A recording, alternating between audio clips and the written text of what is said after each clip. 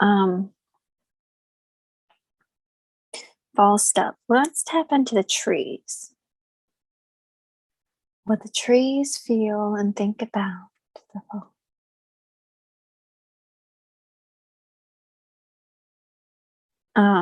Season of change, and there's a lot of shedding things as well. I don't know if this is true, but do trees shed toxins? I mean, probably not toxins, but do they absorb stuff in their bark, and then through their roots they let it go? It feels like the trees, they're not just shedding their leaves, they're shedding a lot of things. And it's kind of along the things that aren't serving them anymore, leaves being one of them, and also something that they're absorbing. And of course, if you've ever connected with a tree before, it's very smart. It's got a lot of wisdom, and it's got a lot of metaphors. So this absorbing stuff and releasing it into the ground, into the earth, so that you can get kind of realigned is what they're talking about. How everyone and everything absorbs stuff, absorbs energies, but they're not using the word energies. The word that they're using is like absorbing circumstances.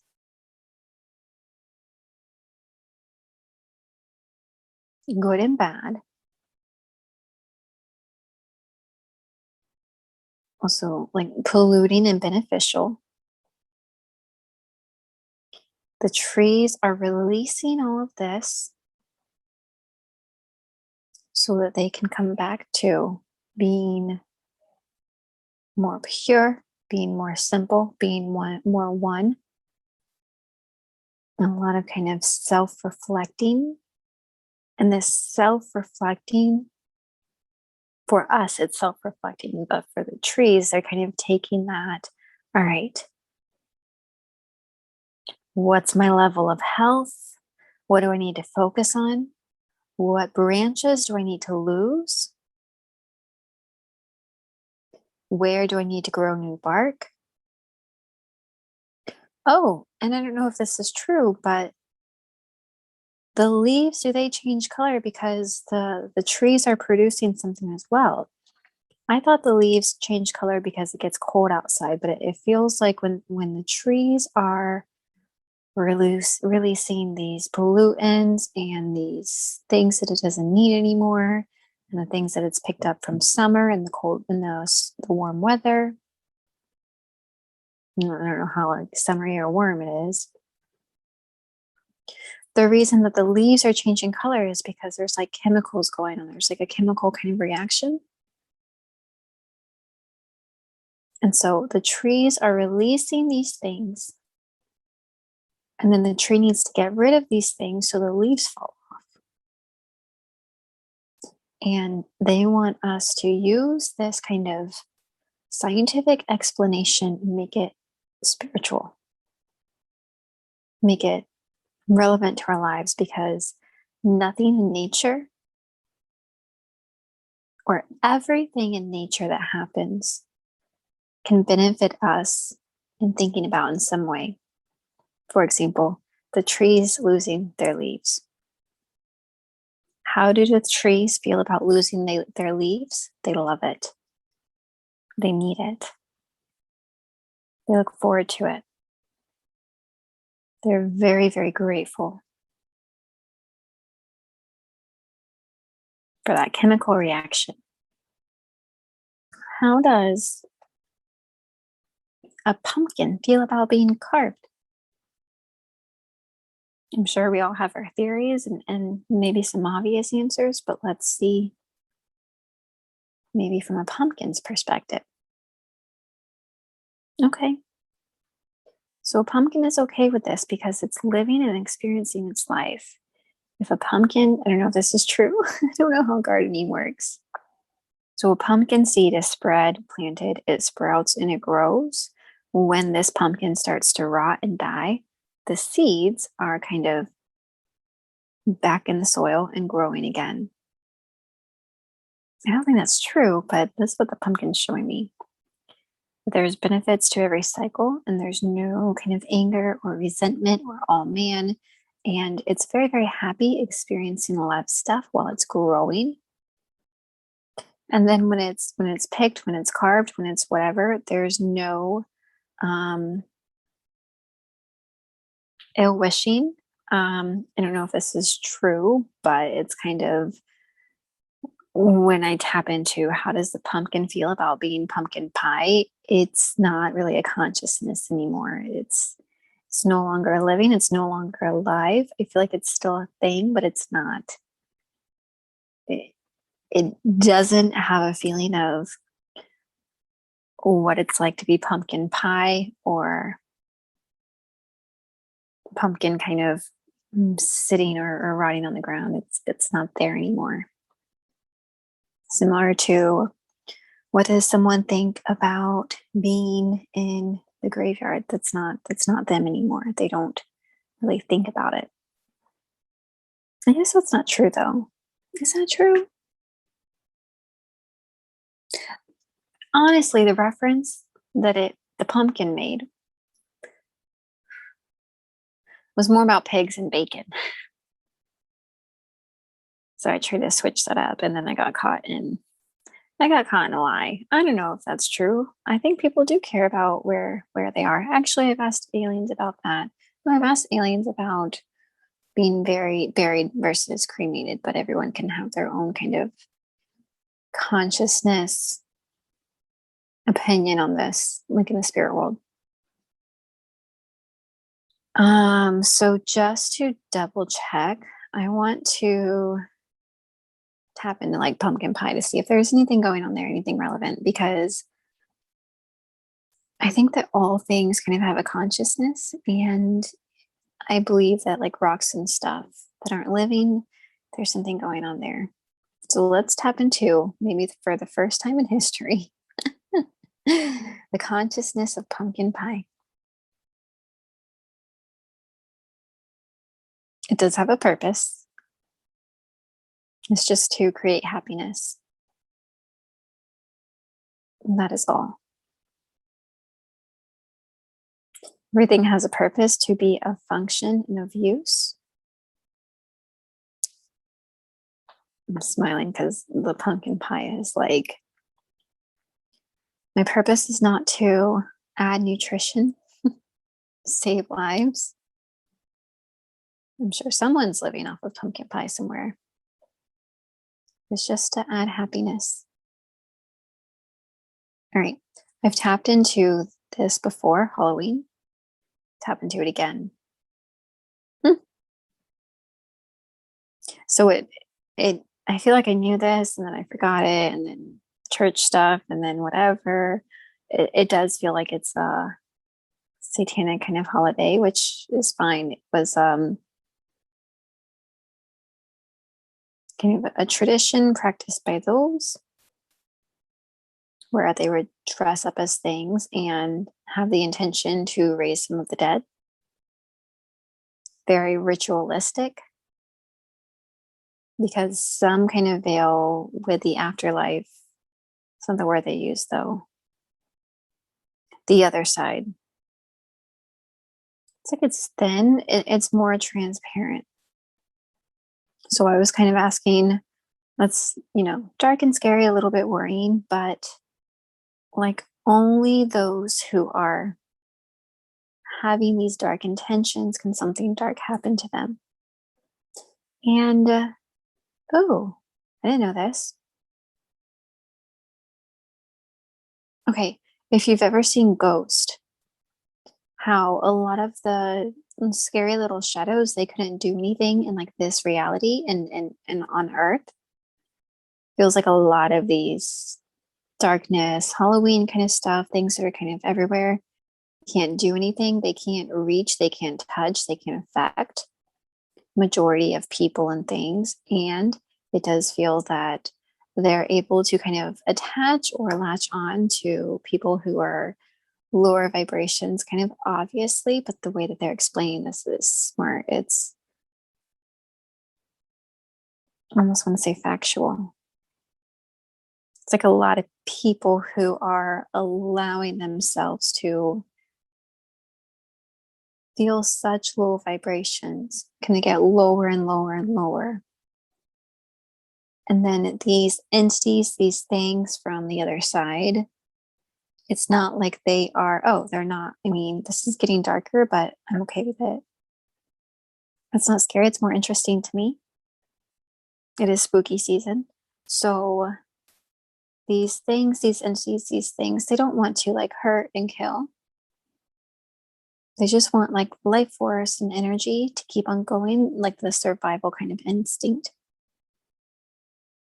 They can't really survive off of, high vibrational kind of stuff. They do not want to like inflict pain or harm. It's like they don't have an agenda to be evil or know that they are evil or do evil things. It's more of just like that survival kind of instinct. And um, just to be honest, really kind of stressing about alcohol, how this is, like an elixir of like the underworld. And I'm kind of saying, is that true? Is it not just chemicals? Is it not just, things that have been brewing? Okay. Going through the process of how alcohol is made doesn't feel like there's like evil intentions behind it. It feels like it was kind of stuff sitting somewhere. And then people would drink it and notice that it made them feel a certain kind of way. People used to like drink a lot of things as well, and it made them feel a certain kind of way and also made them very, very sick. Why is alcohol like bad? It makes you feel disconnected, and it does have the kind of not consciousness, but that's a word that makes sense to me, but it's not what it means. The like ability, the agenda, the habitual kind of, it's common for this to kind of take some of your life force as well after a while in like heavy kind of like doses and situations. This feels like for drugs as well. Anything that kind of like detaches some kind of life force, drive, thing, health, I guess would be a good word that you have, like from your body, from like your spiritual body, from like your all these different like layers and levels of consciousness that you have. Like these things start like detaching, these things start pulling layers off of what you have going over here. um that's when it's harmful. That's when it starts to be harmful. For some reason it feels like once it starts being harmful, it gets more like potent. So I don't know if that makes sense. Once these substances, whatever, and they're also saying that this can be um like stress and environment and arguments. Once you start experiencing or letting yourself adjust to this, that's when it becomes more and more harmful, because it's almost, they're making the reference to, when I say they, I mean like my guides, um, like tape. Once you peel this tape off of the surface it's supposed to be on, it kind of like gets like less sticky. And I'm kind of saying, y'all, I haven't drank in weeks. Make me feel like, I don't know. I do feel weird about spreading or sharing this. I just think it's interesting for myself. All right, so back to Halloween. What's going on with Halloween and now, and like the vibration of the planet and like 2021? Anything? I feel like nowadays, Halloween, psychically, I feel that Halloween nowadays, it's more playful than does harm. So, what I kind of tapped into was where in the past, and I'm sure some places in the world where they have rituals, and they let these things through, and they want to let these things through, and they let these things through on purpose. And that these things that do come through, they can spread out to wherever, not everywhere, but just some places where they have like enough energy to kind of fly or go somewhere. But it feels like nowadays, or at least like where you probably are, you are fine. Manifesting is still very high for Halloween because it feels like it's got that childlike presence. It's got that playfulness. It's got that high vibration, go with the flow, happy energy.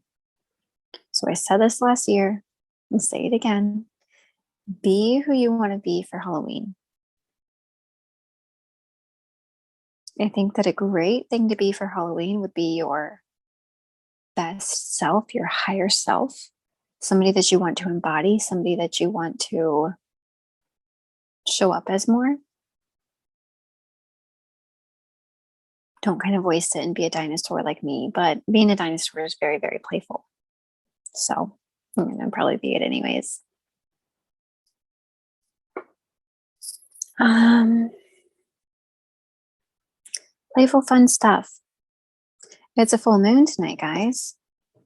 I mean, I do want to read what I have about the full moon, but I also maybe want to tap into the energy. Full moon September 20th, 2021. Full harvest moon in Pisces, a time to trust your instincts without doubt. You will find confidence in your new life choices after the roller coaster you have just experienced. Right now, you may feel abundance and a sense of relief. Set your intentions for the remainder of the year. It is important to let your guard down around those you feel safe and to set your own clear boundaries for your personal well being. Trust yourself and the future you are manifesting. Manifestation is not a magic trick.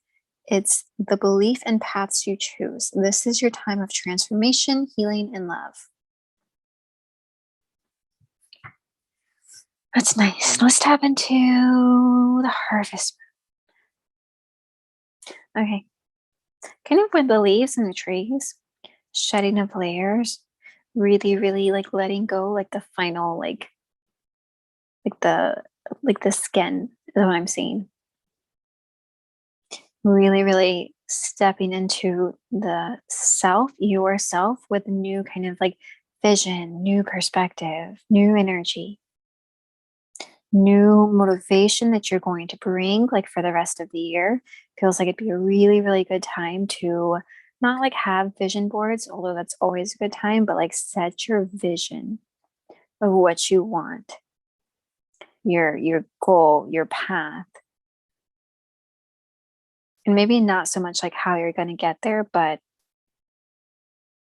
it's like draw your path, draw your timeline, draw your end goal. Because you're kind of directing and telling the universe where you're going, what you want, what you expect, what you would like its assistance to help you with, the universe's. And also, I don't know if this is true. It just feels like having a lot of like gold stuff around is really good energy, really good feng shui, really good something in manifesting what you want, like specifically now. It's almost like it's showing me like the gold, even just like the color, even just like spray paint gold is helping, like almost like a magnet. It's like come this way, flow this way. Okay, well, tapped into gold. Let's tap into silver. Oh, is this true? Where gold grows, it's abundant. It's like gold attracts gold. Like if you find one piece of gold, you find many others. I mean, I feel like that's true from the gold rush and everything, and also probably science of like the pressure. But the feeling behind this is like because there's a piece of gold growing or whatever forming, the likelihood, the probability this is helping more gold grow, like with the gases and stuff. That's smart. So gold is extremely abundant. Gold is very, very good for calling things in. Um, it's pretty cool. That's like next level crystal shit. No offense, crystals. I believe that gold is kind of a crystal as well, but get me some gold. All right, let's see if there's anything interesting about silver. I feel stupid because I think that the silver is kind of like white gold, but different. Hmm. Silver feels like it's more good luck.